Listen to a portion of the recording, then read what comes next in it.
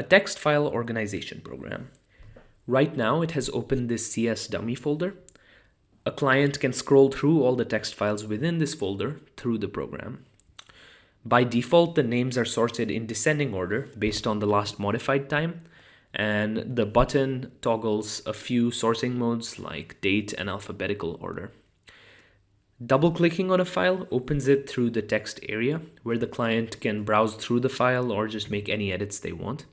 This is just like a dummy lorem ipsum file, so let's try editing it. We can add a hello world on top, and then we can save this change through the designated save button.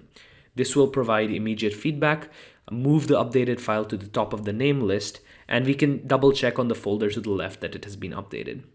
Another feature is that right-clicking on a file name prompts a pop-up menu. This allows us to open the text file in the native device text editing tool, so we can clearly see that our change is reflected in the source file. The second button on the pop-up menu can be used to rename any file. I'll just open a new file and then rename our lorem ipsum file to, dummytext.txt to show that you do not have to open the file to rename it, and that the change is reflected on the folder to the left. Now we can move on to the searching tool. We can search for any words throughout the entire folder to see if it is used in any text file. But sometimes, as is the case with the word Libya, there are multiple results. In this case, we can notice that there is another option on the pop-up menu for context. Clicking it provides a short snippet of text from the chosen file where that specific word is used, as seen here. If the search term is repeated in that file, there will be a next option within the dialog box to see the context for that usage. Thus, the client can save time, especially if they have hundreds of text files, by quickly getting to the desired data. Here, that may be within the text file swahili.txt. It was very important to the client and to my development process that the app be robust and flexible.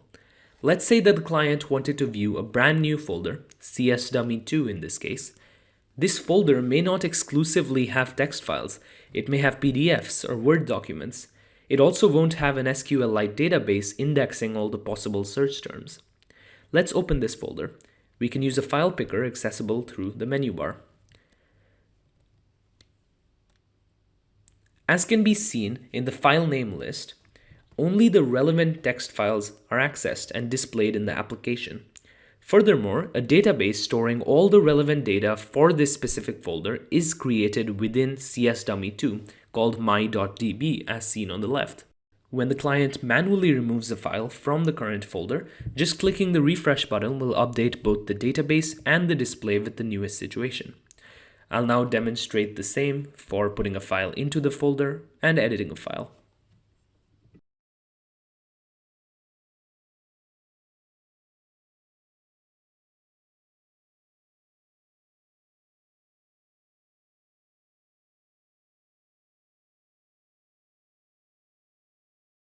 An important feature of this app is the ability to merge files.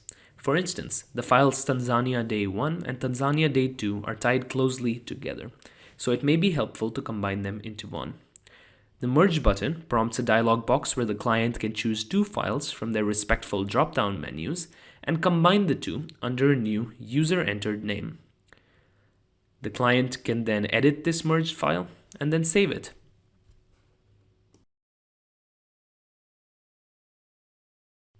Doing this leads us nicely to the delete feature. Maybe the client deems that the original Tanzania Day 1 and 2 files are now redundant. Opening the file, clicking the delete button, and responding yes to the confirmation dialog box will fully delete a file from the display, folder, and database. On the same note as merging, the client has the option to split a file. In this example, the file frenchvocab.txt has a lengthy vocabulary list that we can break up.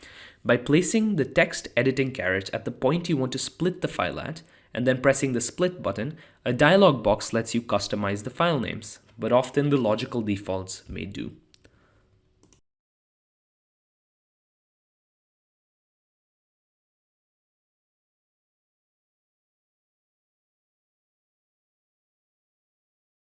Another feature is the ability to customize stop words. These are words or strings that you don't want the database to store as index search terms because maybe they aren't important, etc. This could save memory and speed up the program. The client can add strings, and a pop-up menu will let them delete them in real time, such that the next time the database is updated, those words will no longer be added.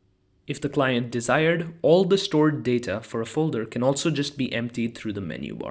A final feature is the ability to create text files. When you click New File, a placeholder is put in the name list and you can edit the text area. The file is fully created when you save it with a proper name.